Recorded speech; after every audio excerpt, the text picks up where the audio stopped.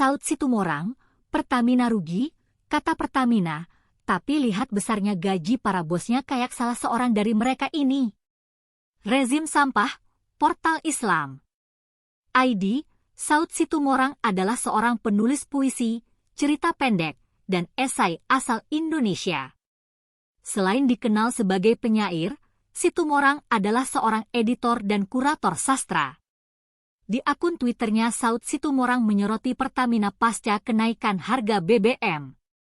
Pertamina rugi, kata Pertamina, tapi lihat besarnya gaji para bosnya kayak salah seorang dari mereka ini. Rezim sampah negara gagal, ungkap Saud Situmorang di akun Twitternya Saud Siplebegu pada 11 September 2022. Dalam tweetnya disertakan gambar grafis Ahok yang merupakan komisaris utama Pertamina. Fakta Ahok komut baru Pertamina, demikian infografis dari Detikcom.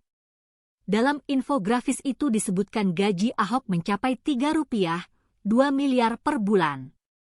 Tidak cuma gaji yang fantastis, Ahok juga dapat berbagai fasilitas, tunjangan hari raya, tunjangan transportasi, asuransi purna jabatan, kendaraan dinas, fasilitas kesehatan, fasilitas bantuan hukum. Benar kata Saud Situmorang, rezim sampah, negara gagal. Rakyat ditindas, pejabat pesta pora. Pertamina rugi, kata Pertamina, tapi lihat besarnya gaji para bosnya kayak salah seorang dari mereka ini. Rezim sampah negara gagal pik. Twitter. @DS9KMM05TR, Saud Situmorang, Saud Siplebegu, September 11, 2022. Kan bangsat, Yahya_Hero, Agen Perubahan 7, September 11, 2022 pik. Twitter. 2 Paksispo, Ksatria retweet, September 12, 2022, 9 menit yang lalu. Coba perhatikan. Data harga BBM Vivo versus Pertalite Pertamina pada April 2020. Coba perhatikan data ini. April 2020 harga SCP, acuan rata-rata harga minyak mentah Indonesia yang ditetapkan Menteri SDM $20 66 barel kurs US dollar Rp15 150 harga keekonomian Rp4 910 liter sesuai formula yang ditetapkan Menteri SDM, tapi harga jual eceran Pertalite tetap Rp7 650 liter sehingga terdapat selisih lebih Rp2 740. Kalau selisih kurang namanya subsidi. Lah ini ternyata selisih lebih. Red, harga Vivo Revo 89, Rp7 190, pemerintah dapat selisih lebih JBT dan JBKP Rp5 57 triliun per 31 Desember 2020, penerimaan pajak, tidak perlu bayar kompensasi, tidak perlu bayar bantalan sosial. Pertamina tetap dapat marin, dana tambahan penugasan untuk JBKP Pertalite, subsidi untuk JBT Solar, kompensasi untuk direksi dan komisaris Rp583 miliar. Dugaan kasus kartel harga BBM oleh Pertamina dan kawan-kawan yang sempat ramai mau diperiksa oleh KPPU sampai sekarang mangkrak. Kok pemerintah mau menang sendiri? Merek apa kalkulatornya? Kalau begini caranya, sampai kapanpun masyarakat tidak akan maju, hidupnya tidak berkembang, dirugikan terus. Hanya menjadi objek yang bansosable, manusia bansos, yang seksi sebagai alat politik. Dana bansos pun ada yang dikorupsi. Salam. Agustinus Edi Kristianto, 17 menit yang lalu, 18. Kemenak tegaskan audit kepatuhan syariah jadi syarat perpanjangan izin operasional LAS. Terdapat 3 aspek yang menjadi penilaian dalam audit kepatuhan syariah LAS Republika. Ko. ID, Jakarta Kasubdit Akreditasi dan Audit Lembaga Zakat Direktorat Pemberdayaan Zakat dan Wakaf, Muhibudin menegaskan, audit kepatuhan syariah merupakan salah satu syarat utama bagi lembaga amil zakat, LAS, untuk memperpanjang izin operasional.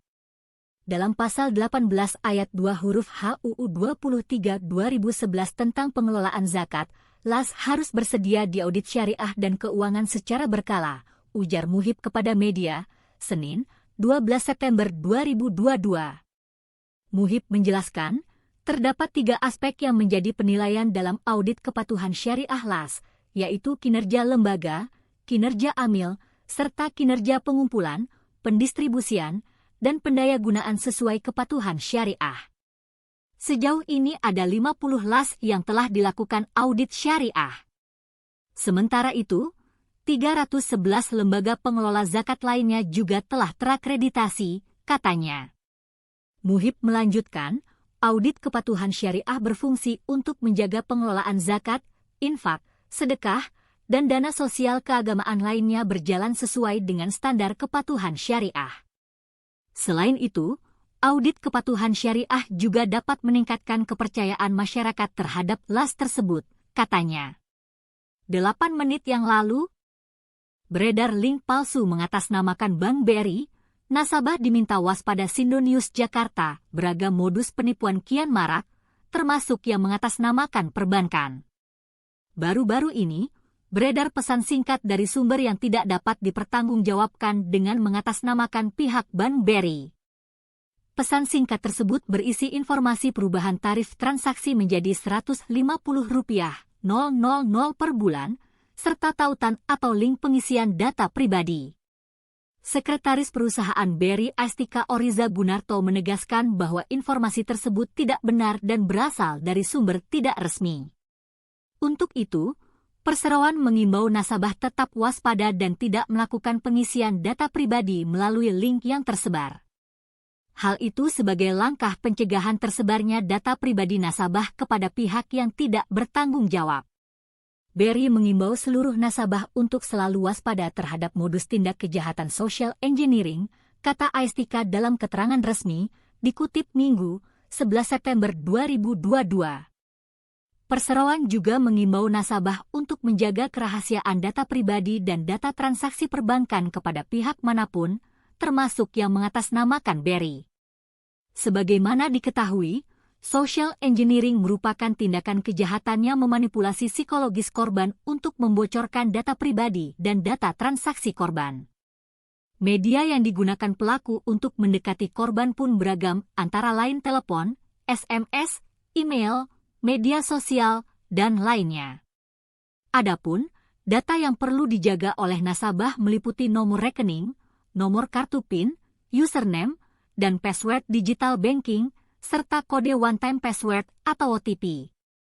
Apabila mendapat notifikasi melalui SMS atau email yang tidak dilakukan, nasabah diimbau segera menghubungi kontak center BRI di 14017 atau 1500017 untuk melakukan pemblokiran kartu ATM, saran Astika. Home Soccer All Detik Sport. Comsport. Borussia Dortmund bakal ke Indonesia akhir November tahun ini, catat tanggalnya. Borussia Dortmund, BVB, bakal tampil di Indonesia pada akhir November 2022. Hal itu dilaporkan langsung oleh website resmi BVB. Borussia Dortmund akan menggunakan jeda Piala Dunia dan melakukan perjalanan ke Asia Tenggara dengan sisa bagian dari skuad profesional pada akhir November, tulis laman resmi tersebut. Tur akan berlangsung dari 21 November hingga 1 Desember dan akan melakukan perjalanan dari Singapura ke Vietnam dan Indonesia, lanjutnya. Dari laman tersebut Borussia Dortmund akan memainkan 1 pertandingan melawan tim lokal di masing-masing dari 3 negara. Rincian mengenai siapa lawannya dan tanggal berapa akan diumumkan segera. Managing Director BVB, Karsten Kramer menjelaskan, perjalanan ini sebagai bentuk syukur dari melandainya kasus COVID-19 terutama di Asia Tenggara. Klub dengan senang hati akan menghibur para penggemarnya di Asia Tenggara. Borussia Dortmund akan melakoni tur di Indonesia pada akhir tahun 2022 ini. Foto, Reuters. Kami merasa sangat diterima di wilayah ini selama bertahun-tahun dan tidak sabar untuk secara pribadi berterima kasih kepada orang-orang atas semangat mereka, tetapi juga atas kesabaran mereka, ucap Kramer. Kramer mengatakan, kemungkinan yang ambil bagian di tur ini adalah mereka yang tidak membela negara masing-masing di Piala Dunia, termasuk para pemain U23 dan U19. Sementara itu, Pelatih kepala Dortmund Edin Terzic menunjukkan aspek penting lainnya. Di antaranya dengan perjalanan ini, akan menciptakan semangat baru yang datang dari penjuru dunia untuk para pemain. Saya juga menantikan untuk bertemu sebanyak mungkin penggemar kulit hitam dan kuning dari negara-negara Asia Tenggara dan merayakan semangat untuk klub kami bersama mereka, ucap Terzic. Breaking, alhamdulillah akhirnya Edy Mulyadi dibebaskan. Divonis 7 bulan, hakim memerintahkan Edy Mulyadi segera dikeluarkan dari tahanan. Portal Islam ID, Jakarta. Edy Mulyadi divonis 7 bulan 15 hari penjara terkait kasus tempat jin buang anak. Edy dinyatakan bersalah menyiarkan kabar yang tidak pasti. Mengadili, menyatakan, terdakwa Edy Mulyadi terbukti secara sah dan meyakinkan bersalah melakukan tindak pidana perbuatan menyiarkan kabar yang tidak pasti atau tidak lengkap, sedangkan ia mengerti setidak-tidaknya patut menduga kabar demikian dapat menimbulkan keonaran di masyarakat, kata Hakim Ketua Adeng AK di Pengadilan Negeri Jakarta Pusat, Jalan Bungur Raya, Jakarta Pusat, Senin, 12 September 2022. Menjatuhkan pidana terhadap terdakwa yakni 7 bulan 15 hari, imbuhnya. Hakim memerintahkan Edy segera dikeluarkan dari tahanan. Memerintahkan terdakwa segera dikeluarkan dari tahanan, kata Hakim. Edy Mulyadi dinyatakan bersalah melanggar pasal 15 UU nomor 1 tahun 1946 tentang peraturan hukum pidana. Lebih ringan dari tuntutan jaksa 4 tahun penjara dalam kasus ini, Edy Mulyadi dituntut 4 tahun penjara. Jaksa penuntut umum meyakini Edy Mulyadi bersalah melakukan keonaran di kalangan masyarakat. Menuntut supaya majelis hakim yang memeriksa dan mengadili perkara ini memutuskan menyatakan terdakwa Edy Mulyadi terbukti secara sah dan meyakinkan bersalah melakukan perbuatan menyiarkan berita atau pemberitahuan bohong dengan sengaja menerbitkan keonaran di kalangan rakyat, kata jaksa di Pengadilan Negeri Jakarta Pusat, Jalan Bungur Raya, Jakarta Pusat, Kamis, 1 September 2022. Menjatuhkan pidana terhadap terdakwa yakni 4 tahun penjara, imbuh jaksa. Jaksa mengungkap hal yang memberatkan tuntutan adalah perbuatan Edy secara konsisten terus-menerus membuat konten di kanal YouTube-nya yang memuat berita bohong. Hal-hal yang memberatkan, perbuatan terdakwa secara konsisten membuat konten terus-menerus tanpa rasa menyesal dan dengan sengaja menerbitkan berita dan kata-kata bohong dalam video-video YouTube miliknya yang ditujukan kepada masyarakat banyak dan kepada siapa saja dapat mengakses dan menonton video terdakwa tersebut, kata jaksa. Jaksa mengatakan istilah-istilah yang dilontarkan Edy terkait Provinsi Kalimantan memuat tentang jin buang anak, genderuwo, hingga kuntilanak. Istilah itu, kata jaksa, telah merendahkan dan memperburuk citra Kalimantan di mata masyarakat Indonesia maupun dunia. Istilah-istilah yang dilontarkan oleh terdakwa salah satunya itu jin buang anak, dan kalau pasarnya kuntilanak, genderuwo, telah merendahkan dan memperburuk citra Kalimantan seolah-olah Kalimantan itu jauh dari manapun dan tidak bernilai apapun, serta merupakan tempat yang horor, angker, dan mengerikan di mata masyarakat Indonesia maupun dunia, ujar jaksa.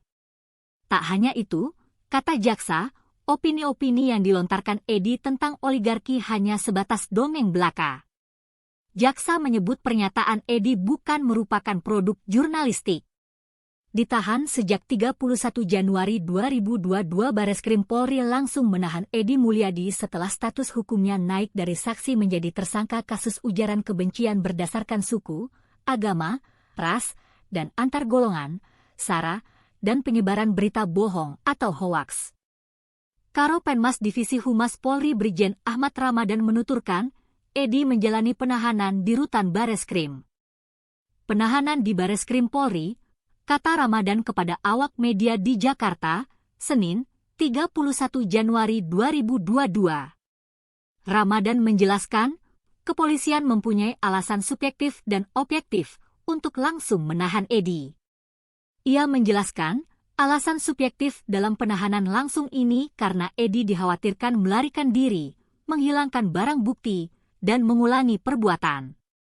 Detikcom, Kompas, alhamdulillah orang dengan tangan terlipat akhirnya Edy Mulyadi dibebaskan.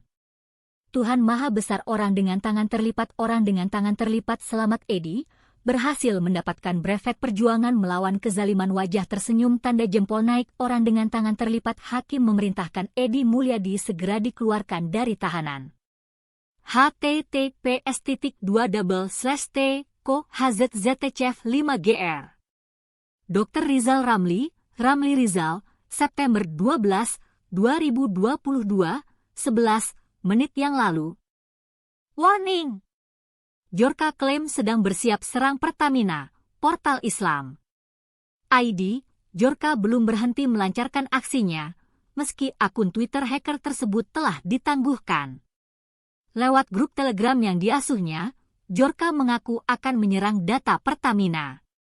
Saya masih belum punya akun Twitter saat ini, masih bersiap untuk membocorkan Pertamina, tulisnya. Djorka sebelumnya kerap mengumumkan aksinya lewat akun Twitter Borkanis. Namun akun Twitter tersebut diblokir sejak Minggu, 11 September 2022, sore. Nama Djorka mendadak tenar dalam 2 bulan terakhir. Pada mulanya, hacker yang mengaku berbasis di Warsawa, Polandia itu meretas data pelanggan Tokopedia. Djorka membocorkan data tersebut lewat situs Brecet Forum pada April 2020. Kemudian, ia membocorkan data pengguna media sosial Wattpad dan disusul pelanggan IndiHome. Pada 31 Agustus, Djorka lalu mengunggah 1,3 miliar data registrasi SIM card yang diklaim dibobol dari Kementerian Komunikasi dan Informatika, Kominfo. Isinya adalah NIK, nomor telepon, provider, hingga tanggal registrasi. Kebocoran tersebut membuat pemerintah khususnya Kominfo bereaksi. Sayangnya, reaksi pemerintah justru ditertawakan oleh sang hacker. Kalau bisa jangan nyeranglah, orang itu perbuatan ilegal akses kok. Setiap serangan itu yang dirugikan rakyatnya, ucap Direktorat Jenderal Aplikasi Informatika, Dirjen Aptika, Samuel Abrijani Pangerapan, di kantornya, Jakarta, Senin, 5 September 2022. Djorka pun membalas pesan pejabat Kominfo itu lewat unggahan di forum gelap dengan judul My Message to Indonesian Government. My Message to Indonesian Government, Stop Being an Idiot, pesan saya untuk pemerintah Indonesia, berhentilah jadi orang bodoh, Red, dikutip dari utas di Brecet Forums, Selasa 6 September. Lebih lanjut, Djorka juga mengklaim telah membocorkan sejumlah surat rahasia untuk Presiden Jokowi pada periode 2019 hingga 2021. Salah satunya adalah surat dalam amplop tertutup dari Badan Intelijen Negara, BIN. Terkait aksinya, Djorka mengaku hanya ingin menunjukkan kebobrokan lembaga pemerintah karena dipimpin bukan oleh para ahli. This is a new era to demonstrate differently. Nothing would change if fools were still given enormous power. The supreme leader in technology should be assigned to someone who understands, not a politician and not someone from the armed forces. Because they are just stupid people, kicau Djorka. Ini adalah era baru untuk berdemo dengan cara berbeda. Tidak ada yang akan berubah jika orang bodoh masih diberi kekuatan yang sangat besar. Pemimpin tertinggi dalam teknologi harus ditugaskan kepada seseorang yang mengerti, bukan politisi dan bukan seseorang dari angkatan bersenjata. Karena mereka hanyalah orang-orang bodoh, Red. CNN Indonesia, 10 menit yang lalu. Breaking, polisi tetapkan 2 tersangka kasus tewasnya santri Gontor, portal Islam. ID, Ponorogo, polisi akhirnya menetapkan 2 tersangka penganiayaan AM, 17, santri Pondok Pesantren Darussalam Gontor, Ponorogo. Keduanya merupakan santri senior korban. 2 tersangka itu ialah Hemeva, 18, asal Kabupaten Tanah Darat Sumatera Barat, dan Ih, 17, asal Pangkal Pinang, Bangka Belitung. Tersangka yang pertama MFA dan yang satu masih KBH, anak berhadapan dengan hukum, berinisial Ih ditetapkan sebagai tersangka, ujar Kapolres Ponorogo AKBP Catur Cahyono Wibowo di kantornya, Senin, 12 September 2022. Keduanya dijerat pasal 80 ayat 3, Jo Pasal 76 CUU tentang Perlindungan Anak dan atau Pasal 170 ayat 2, ketiga KUHP. Sanksi di sini tuntutan 15 tahun penjara dan denda 3 miliar rupiah, ucapnya. Catur mengatakan penetapan tersangka ini dilakukan usai polisi menggelar olah TKP di salah satu pondok di pesantren Gontor, memeriksa sejumlah saksi dan menyita barang bukti. Total korban 3 orang anak, saksi total ada 20, kata dia. AM, 17, santri Gontor asal Palembang, Sumatera Selatan, meninggal dunia setelah dianiaya oleh sejumlah rekannya sesama santri. Motif penganiayaan itu diduga didasari oleh rasa kesal pelaku terhadap korban karena ada sejumlah alat perkemahan yang hilang. Juru bicara Pondok Gontor, Nur Syahid menyebut AM dianggap lalai dalam menggelar acara perkemahan Kamis Jumat, Perkajum. Berawal dari acara rutin Pondok Gontor. Setiap akhir pekan pondok yaitu Kamis, Jumat, itu santri diadakan perkemahan Perkajum, dan ananda korban ini ditunjuk menjadi ketua panitia, kata Nur, kepada CNN Indonesia. Sumber, CNN Indonesia, 16 menit yang lalu. Basnas Askrindo gelar bakti sosial di Yayasan Mutiara Hati. Kegiatan merupakan upaya bersama dalam menyalurkan dana sosial kepada masyarakat. Republika. ID, Jakarta, Badan Amil Zakat Nasional, Basnas, bersama PT Askrindo, serta Ikatan Keluarga Besar Askrindo, IKABA, berbagi kebahagiaan bersama anak-anak Yayasan Mutiara Hati dengan cara memberikan paket sekolah seperti tas sekolah, buku-buku, dan alat peraga, di Penjaringan, Jakarta Utara, Rabu, 7 September 2022. Kegiatan ini merupakan upaya bersama dalam menyalurkan dana sosial kepada masyarakat. Selain itu, bakti sosial ini juga dimeriahkan dengan sesi mendongeng dan sesi parenting dari PAUD Institute.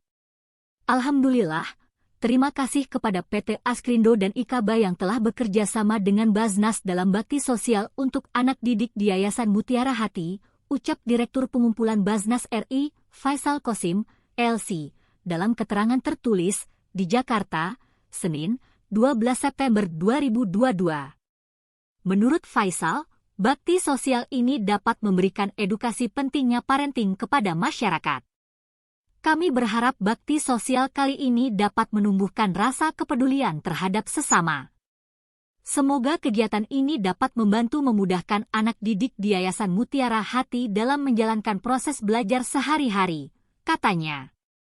Sementara itu, Ketua IKABA Lisa Priastomo mengatakan, kegiatan ini sangat penting karena selain dapat menumbuhkan rasa kecintaan terhadap anak, kegiatan ini juga membantu mereka yang masih kekurangan.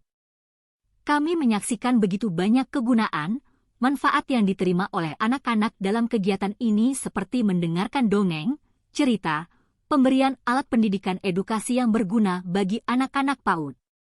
Ini merupakan salah satu momen yang paling penting karena mereka adalah generasi penerus bangsa, jelasnya.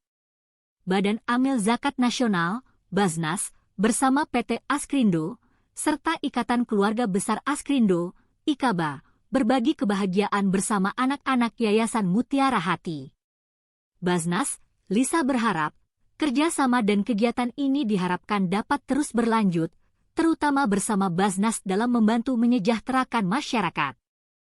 Kegiatan bakti sosial ini diisi dengan berbagai kegiatan seperti mendengarkan dongeng, sesi parenting, dan sesi pembagian donasi. Anak-anak Yayasan Mutiara Hati tampak antusias dan semangat menjalankan setiap sesi yang diberikan.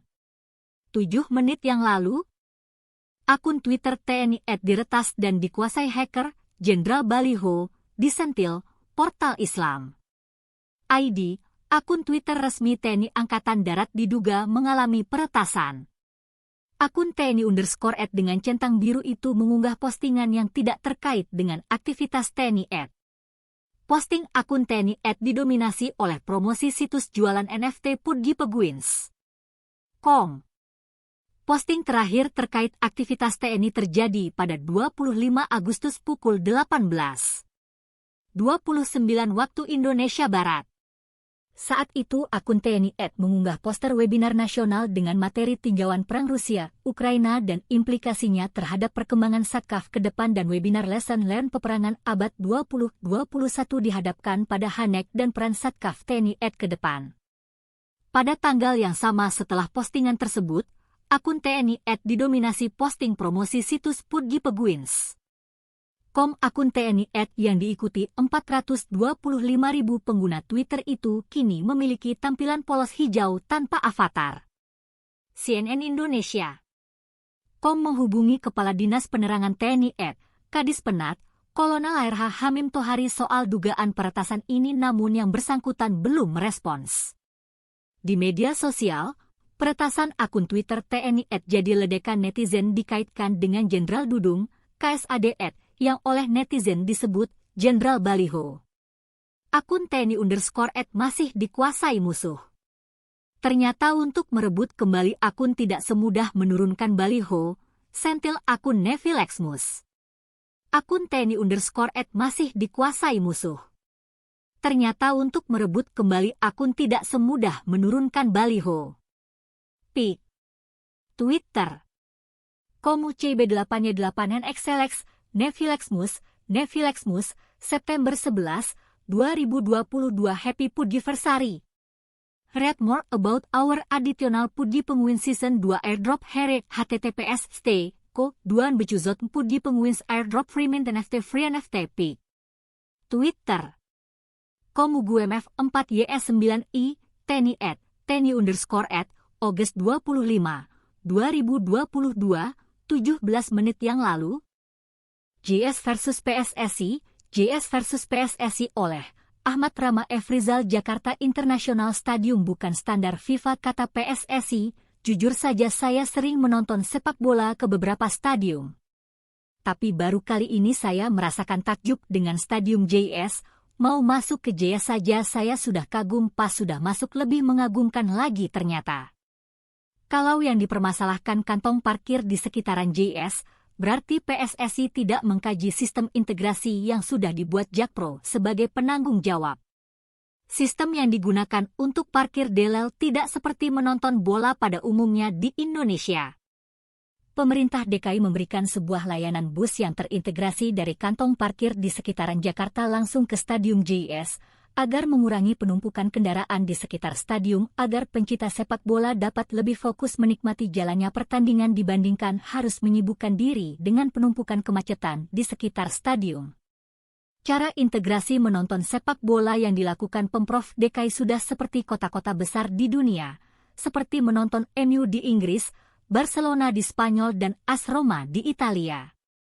Tolong PSSI jangan jadikan sepak bola sebagai ajang politik identitas, kalau untuk kepentingan negara kita harus memberikan yang terbaik.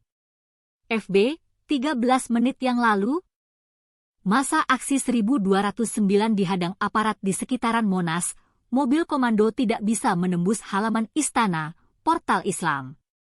ID, Jakarta, Masa Persaudaraan Alumni, PAK, 212 yang tergabung dalam Gerakan Nasional Pembela Rakyat, GNPR, memadati kawasan Patung Kuda Arjuna Wiwaha, Jakarta Pusat pada Senin, 12 September 2022.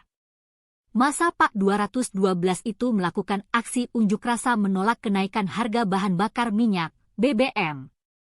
Mereka datang pukul 13.30 WIB dengan berduyun-duyun mengarah ke Istana Negara.